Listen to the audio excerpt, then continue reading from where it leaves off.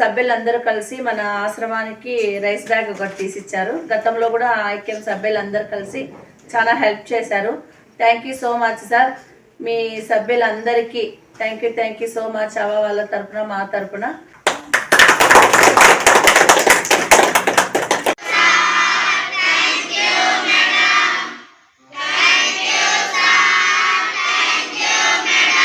సభ్యులందరికీ కూడా భగవంతుని దీవెనలు ఉండాలని మనస్ఫూర్తిగా నేను వేడుకుంటా. భగవంతుని అందరికీ ప్రతి ఒక్కరికి కూడా ఐక్యం మెంబర్స్ అందరికీ ప్రతి ఒక్కరికి కూడా మన మేనేజ్మెంట్ తరఫున పిల్లలందరి తరఫున అందరికీ ప్రతి ఒక్కరికి కూడా ధన్యవాదాలు తెలియజేస్తాను.